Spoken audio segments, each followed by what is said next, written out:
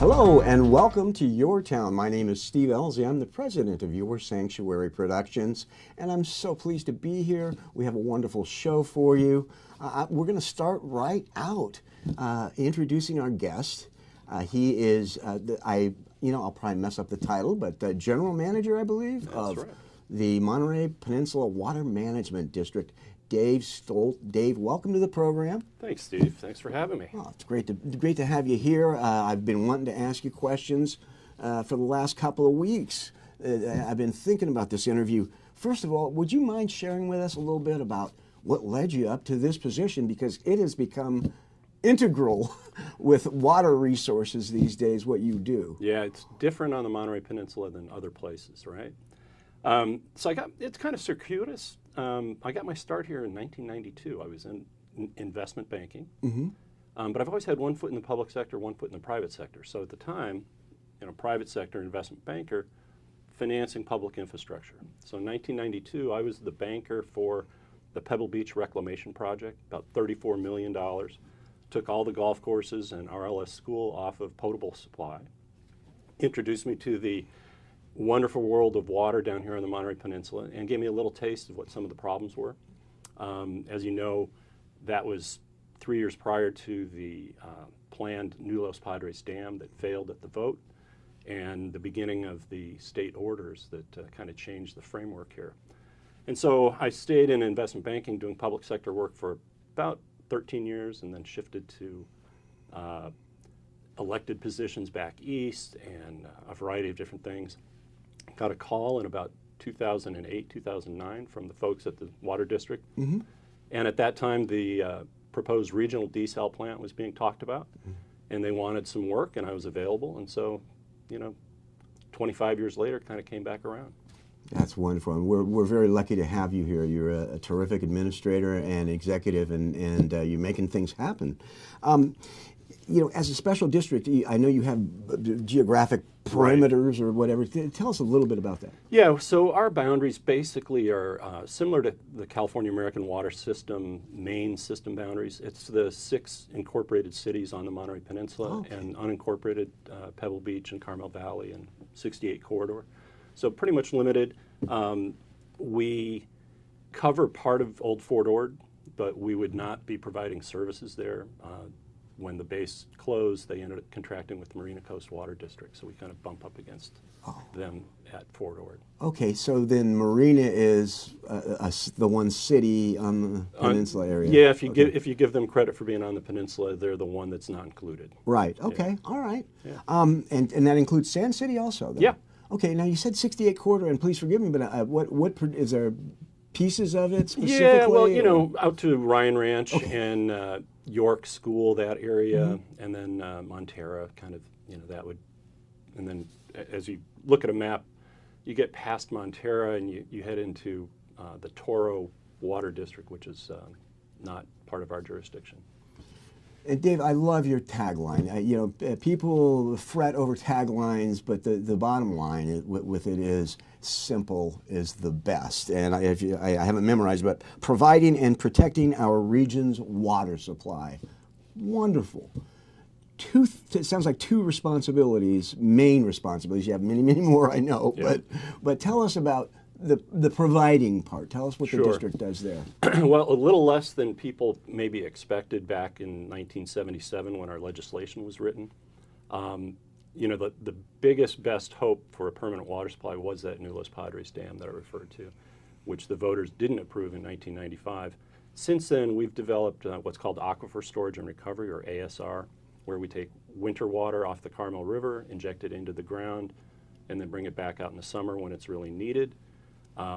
We, the district, sell recycled water in conjunction with the Pebble Beach Community Services District to the golf courses inside Pebble Beach, which freed up potable supply for the rest of the uses.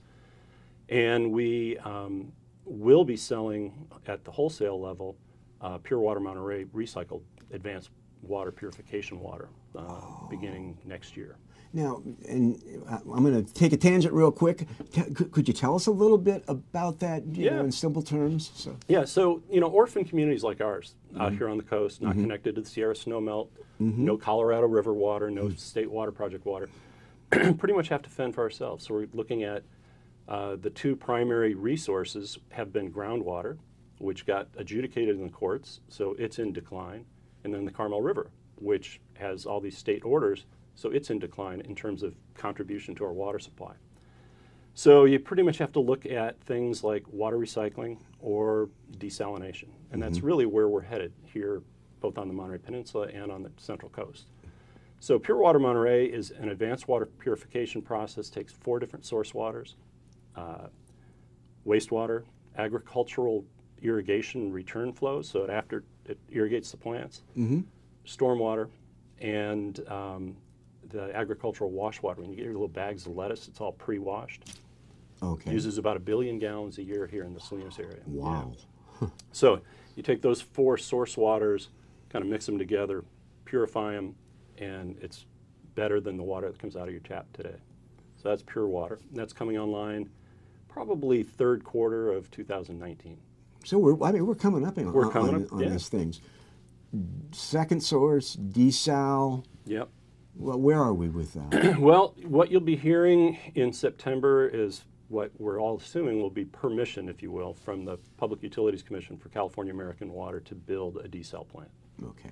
That permission also brings with it a 30-day window to file lawsuits over CEQA, the environmental process, and then you can't really get started until you get your coastal development permit from the Coastal Commission. That'll be another 6 to 9 months. So that's the window where we'll either see a project moving forward or lawsuits flying. Okay, all right. And are there other projects, desal projects, that are currently on the table? And another question, let's ask that one first. Are there already desal plants here? I thought I've heard about a couple. Yeah, well, so Sand City has a little desal plant. Okay. Brackish water desal. So it's not taking ocean water, it's taking salty water from beneath the sand dunes. Oh. Treats it up, and but it's very small. It's a minor contribution to our total portfolio. Oh, okay. But North America has been a little slow to the table, if you will. I mean, desal is very big in the Middle East, big in Australia. Not so much here. There's Tampa. There's a very large one down in Carlsbad that just came online last year. Oh. There's proposals in West Basin of LA and so forth. So we're heading in that direction. The coastal communities, people seem to like to live on the coast, And so it's going to be a constant struggle to find water supply on the coast. So desal is a natural fit. It's very expensive. It's very energy intensive. So it's not a good carbon footprint. So that's why advanced water purification, recycling, makes a lot of sense. It's cheaper, better for the environment. And that sounds like there might be a larger portion of it than would be the pure water, and then some from desal. Well, actually, we're going to be about 2/3 desal, 1/3 advanced water purification. And forgive me for not knowing, but is this the deep water they've been talking about? No, so deep water is another proposed desal plant located in Moss Landing. Good group of people, great concept. They're currently talking to equity investors to try to keep the project moving forward. Okay. Their environmental work hasn't been completed yet. It's probably 9 months away. But they're continuing to advance that project. And that would be an open water intake, whereas the California American proposal is a well-based technology. So they're pulling seawater, but through the seabed, kind of through the shores. Sure. So inundated, sandy seawater. Different ideas. But part of the problem is, in California, we like to make things complicated. So the state said, well, we prefer well-based intakes because it's less likely to capture fish or plankton or whales. Anything, yeah. It's called entrainment or impingement. So if you're in an open water intake, to get there, you have to first prove you couldn't do a well-based intake. Oh. And so deep water's gone through that process, and now they're in their environmental work. Okay.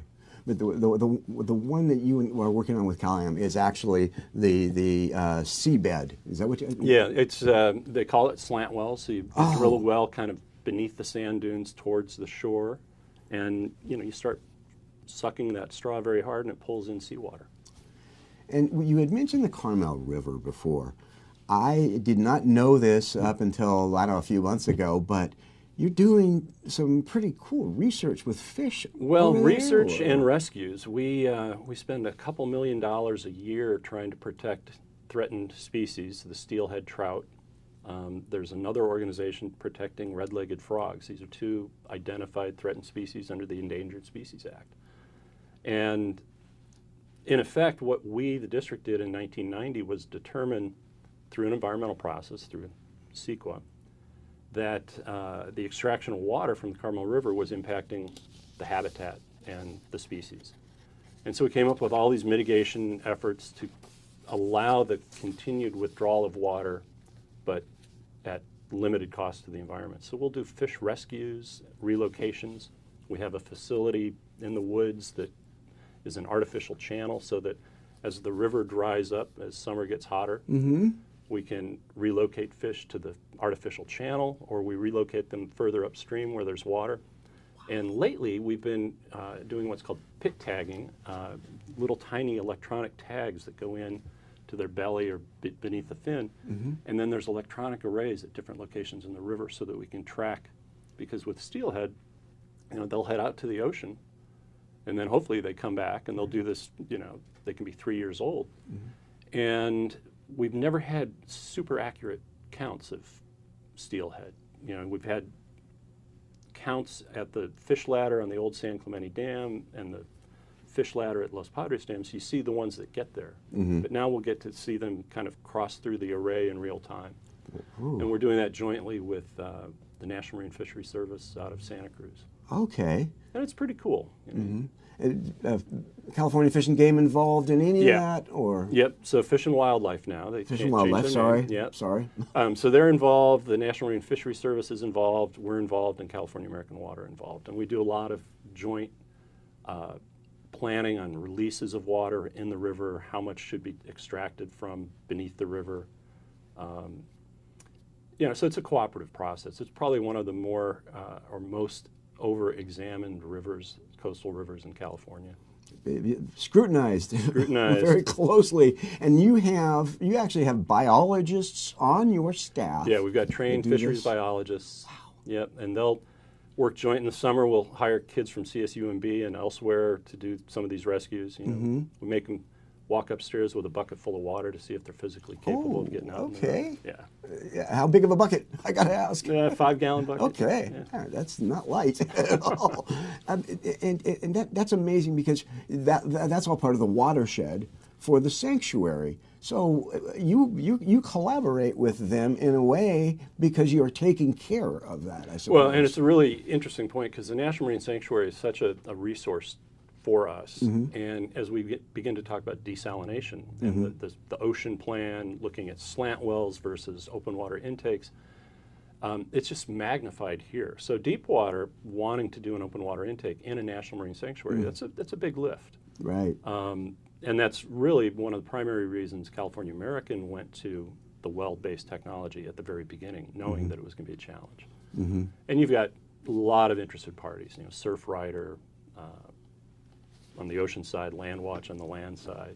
And, we've got the Carmel River Steelhead Association. So there's probably about 22 different parties showing interest in our water supply planning that's going on right now. Oh, that's fantastic. Tell me, I heard, and I don't know that much about it, I heard something about public water. And I don't know anything about it, though. So so that's an interesting question, because we're more the exception than the norm here on the Monterey Peninsula, in that we've got an investor-owned utility providing water service. Okay. And there's 9 what we call Class A investor-owned utilities providing water service in California. Oh. And they only provide about 15% of urban water.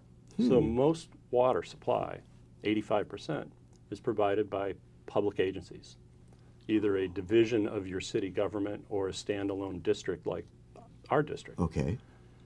But here in the Monterey Peninsula, we've got one of the investor-owned utilities, and over in Salinas, they've got another one of the investor-owned utilities providing water service. So for folks around here, we don't think of it, we think of it as an anomaly. Oh, what, public water? That's odd. Well, it's not. As I said, it's 85% of all urban water supply in California.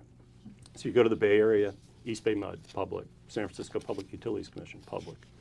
LA Department of Water and Power, Metropolitan Water District. These are all public entities. So it's an interesting discussion.